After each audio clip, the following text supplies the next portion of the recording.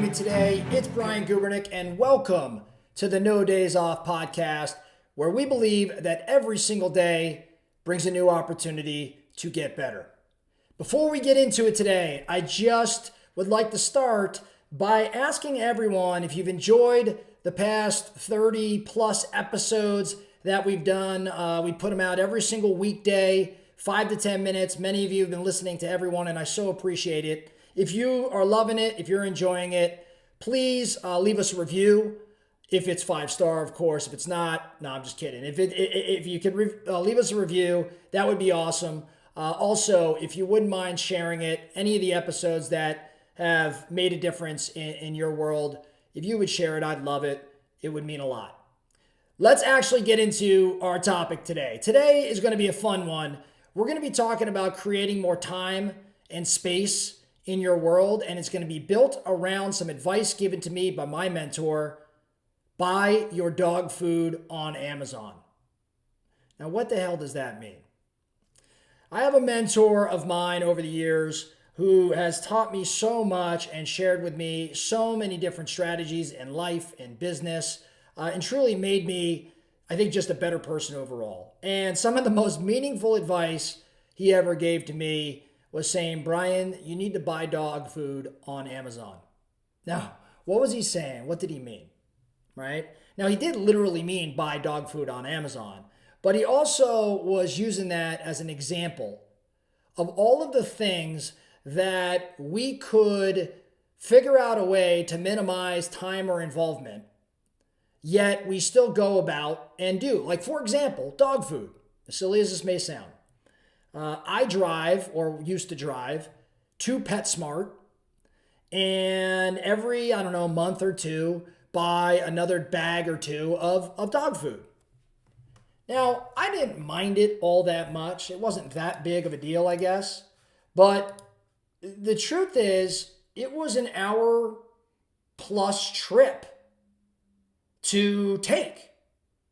And I would drive there and I'd buy it and I'd load this 40-pound bag up, which is a pain in the ass, and I'd bring it home and I'd drop it in the pantry, and we'd now have dog food. Now, why am I talking about that?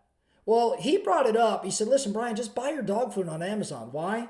Well, because that was an hour of my life that could have been spent working or reading, or better yet, spending time with my family or doing something I truly enjoy. Now, if I saw it as a break in my life to go take an hour to go get it, by all means, great. But I didn't. I actually saw it as a chore. And he said, why would you go do that when you could just literally order it off your phone, and in 3 days or less, it's going to show up at your front door? It's a great point. How many things are you doing right now that take you 10 minutes, half hour, maybe 2 hours, maybe even longer, that with a click of a button, you could have all of that time back? Many of you are great about this. You think about it all the time. But then others, like me, it doesn't cross our mind. We just get in the car and we go. It's just crazy to think about. My wife, while she goes to the grocery store from time to time, she uses things like Instacart now regularly. I know many of you do. Now, some of you enjoy walking through the aisles. She does not. That hour that it would take, or 2 hours if she was loading up our house with food, going up and down the aisles, it wasn't something she looked forward to. Leveraging things like that bought her back all this time and, more importantly, peace of mind. So how do we go about, what are the steps for us to really start to maximize our leverage? Here's what I believe we need to be doing. Number one, I think you got to get super clear on your dollar per hour in business. Like, if you're an entrepreneur and you're running the company, okay, great, you don't get a W-2 wage or you don't get paid hourly, you can still calculate it. So what is your dollar per hour in business? What's your ROI on time with your family or friends or other experiences? I want you to figure out that math equation, because based on that math, you can make much more educated decisions around the next thing I'm about to say, which is hiring for things or delegating or using technology or spending a few extra bucks to buy back your time. An example of this: We can clean our house, right? Like, full transparency, it costs, I don't know, $150 every time our house cleaners come. We could go and do that work ourselves. My wife, me, get the girls, make it a family event, but none of us like to do it. Sure, we clean up, but I'm talking about like the deep cleaning. We don't want to spend 4 hours as a family doing that. I would rather spend 4 hours working on something that generates our family money, income, or working on something that increases our knowledge, helps us grow, or maybe just something fun. And I'm clear on what my dollar per hour is. I'm clear on the value of us spending time. And I could tell you for the 4 hours it would take, which would be, what is that math? $35 an hour, let's call it, for $150.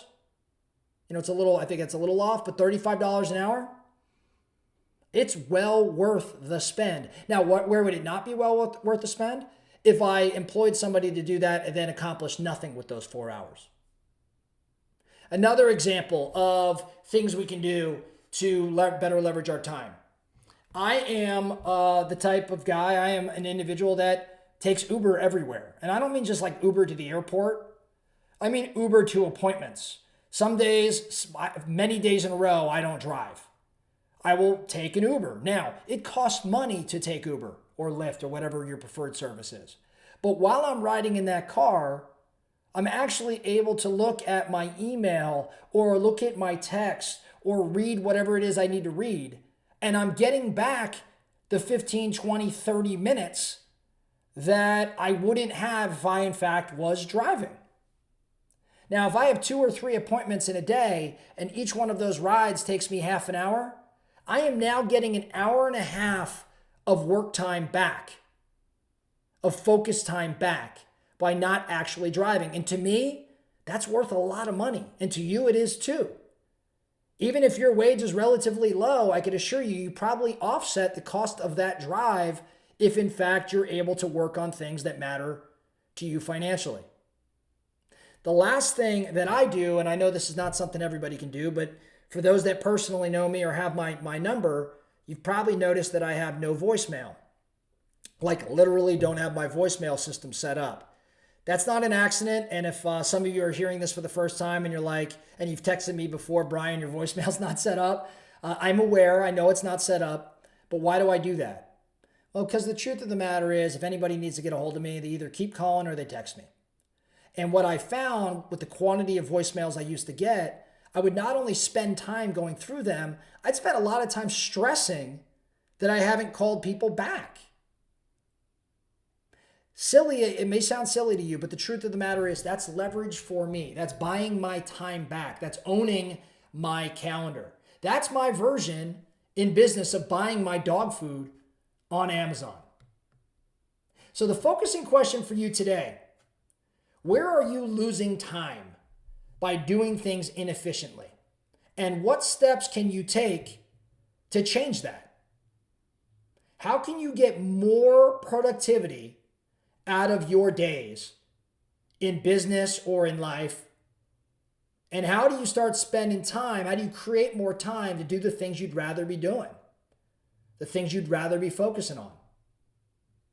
Going back to a recent episode, we're going to be known for 1 or 2 things in our lifetime.